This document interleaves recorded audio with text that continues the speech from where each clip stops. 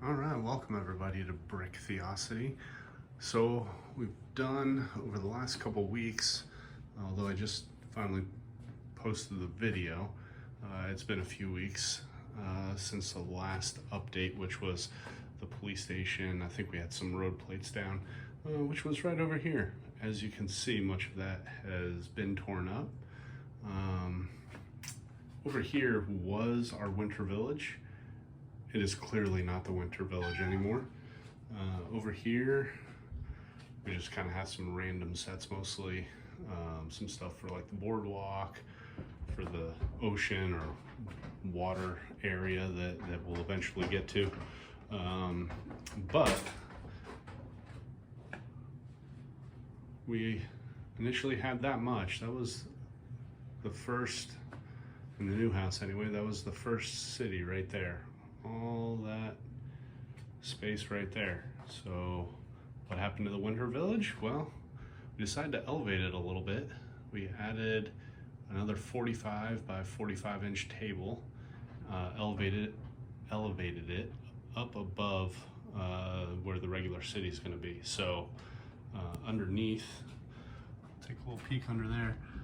So Theo built a little, or at least started to, built a little metro station, as he calls it. So we had to have somewhere underground, quote unquote, to have his underground metro station. And that's where it's gonna be. Obviously, we just have some plywood set down as the cat knocks a bunch of stuff over. But that's kind of where we're at. So we've added this whole area, really two areas. And we got quite a bit accomplished on the winter village. I still need to get a backdrop because obviously looking at the washer dryer and the laundry is not ideal. But we went ahead and elevated Santa's post office right there. We elevated it enough and had to widen it quite a bit too in order to fit the train. The issue we were running into initially was we had the supports right here on the inside, and so when the train came around, as you can see, there's barely enough clearance there right now, but it was hitting the side. It wasn't knocking anything over, it wasn't separating the bricks at all, but it was definitely gonna eventually cause an issue. So since this is kind of a dual purpose track, since we have the holiday tram, and we also have this train that's gonna come up here, we wanted to get that fixed. So what we did, we just narrowed it. Instead of 2 studs wide, we did 1 stud wide, and then we widened it back up to 2 up here. Now this is all going to be filled in right here with mountain, which we did on the Alpine Lodge, kind of a rough first draft, if you will. So that took quite a bit of time to get that elevated, and then to get the supports where they need to be so that the train didn't hit it. We did get Holiday Main Street set up. That was one of the first things to get set up because it was, well, quite honestly easy. We just had to move one of the 48 by 48 stud plates up here. Initially though, I did have Holiday Main Street was way up here and it was getting kind of crowded around the tree. So since we had essentially more space to work with, we backed Holiday Main Street up. Then it was at that point deciding, well, where does the Santa's post office go? Well, wanted it to be that center, kind of focal point along with the tree. So elevate it, and so it's sitting up there now with a hot air balloon. Mrs. Claus there. Santa's still down here trying to figure out what we're gonna do with him. So the other thing we did was the Alpine Lodge. And we raised that up, and this is all going to be closed in with mountain as well. As we go around and pan around to the front, you can see I just took some angled bricks, made just a rough mountain just to kind of block the view of the supports underneath. That's going to change. I'm going to do a little bit better of a version of a mountain something that, you know, takes a little more time, but I wanted to get something up just to see how it looks. So I'm not a big fan of that, but it is something. So finished mills plating all of this area here and all the way over to the tracks. Now we did ballast the tracks as well. As you can see, this is all ballasted. And eventually this will all be filled in with snow banks. You can see we kind of have the change in elevation here. It goes all the way around. So we got the entire Winter Village train track course. We got that all ballasted. There's the holiday tram. Got the little outhouse over here. Obviously this is not mills plated yet, but it will be. We kind of ran out of white plates to do some more mills plate. So we'll have a little skating rink there. Over here, where we're gonna have the transition of the tracks going from the Winter Village down into the city. That's gonna be another project. Probably gonna have a little fishing lake, a little ice fishing pond. Really, it's not gonna be a big lake, but hopefully we'll end up having it come down like a waterfall, have it flow all the way down. Since most of this track here will be elevated, we'll have it go under and hopefully come down over here because there's another change in elevation with the table, and then we'll have our water and boardwalk and everything over there. I'm gonna walk around to the back side of the table here. Theo was very focused the last few days, and I think he did a pretty fantastic job. He went ahead and did some mills plating over here. And this whole corner he did. He's got some jagged edges there. He did that intentionally. Again, we're big on using what we have, and he definitely used what we have, and he made it look fairly consistent. You can see on both sides it's got those different angles in there, different elevations. You can see over here he got this started, realized, well, we're out of plates again, so he kind of took a break at that point. So another view of the mountain over here. Again, not entirely happy with this, but it is solid. It's the whole table shaking. It's not the camera shaking, that's the whole table. So that is good and solid. Pretty happy with that. Cat has yet to knock it over, so that's a good thing. We do have Santa. I'm not sure. I thought we were gonna have a spot up there near the Santa's post office to elevate the Santa above it, but I haven't really been able to play around with that too much yet. So we'll figure that out at some point. But that's a big update so far. Again, we went ahead and increased our area quite a bit.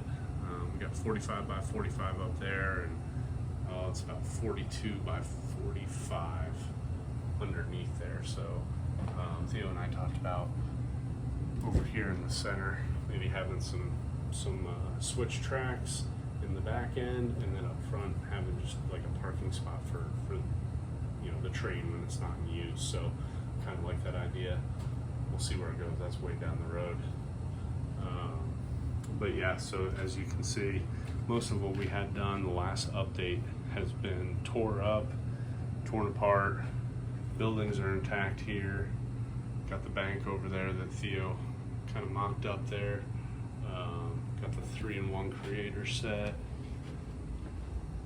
over here. So it is still somewhat of a city. It's just not functioning. Kind of looks like, you know, Red Hulk came storming through, but yeah, we're getting there. We're getting there. The Winter Village, since it is now November 1st, the Dodgers just literally 5 minutes ago won the World Series.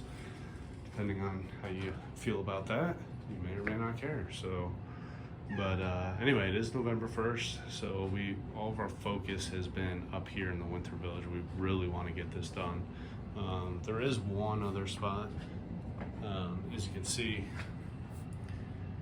we have on the tunnel, this is 2 sports high, again, because I wanted the post office to be one of the focal points. The Alpine Lodge, I really like that set. Theo does too. So that's one of those supports high, which is roughly about 10 bricks high. I think it's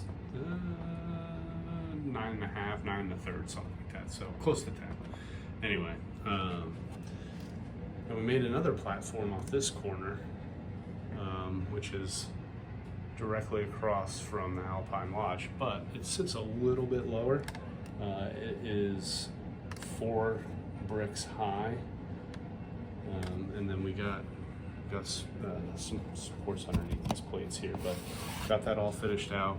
Theodore doesn't really know why we have that, and I haven't told him yet because his birthday's in a few days, and was able to get a hold of the Elf Clubhouse, which is a retired set, and was able to get it at our local hobby shop for really cheap. I was very surprised and very happy to get that. So he has no idea. He's got an idea of some of the other stuff that he might be getting for his birthday, but that he has no clue. He knows it's a retired set. That's about it. So he's hopefully gonna be thrilled when he opens that in a few days. So, but yeah, that's the other thing that we mocked up. Again, I'm gonna have a smaller mountain right here as well. Again, that's one of those things I'm, sort through my parts, and we'll figure out what we got, what we might need to build better mountains. So hopefully we'll get a little, miniature ski slope coming off of that platform there for the Alpine Lodge, which the Alpine Lodge also twists. I got a little piece under there, so it'll rotate either way. Having it at an angle, if you've ever tried to put a building on an angle, I know there's one winter village that I can't remember which one it's called, but there's one that's at kind of a funny angle. People had a hard time getting that to fit, to secure on plates. So I was able to get that done.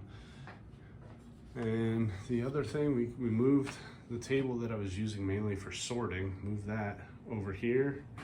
And we got our cube storage over there. That's an absolute disaster right now, but we've been going through, we take breaks from working on the mills plating and everything else that goes along with the winter village, and we go ahead and sort. So we got these smaller bins, got separated by color. All the browns are over there, yellow and orange and gold, all the different shades of blue.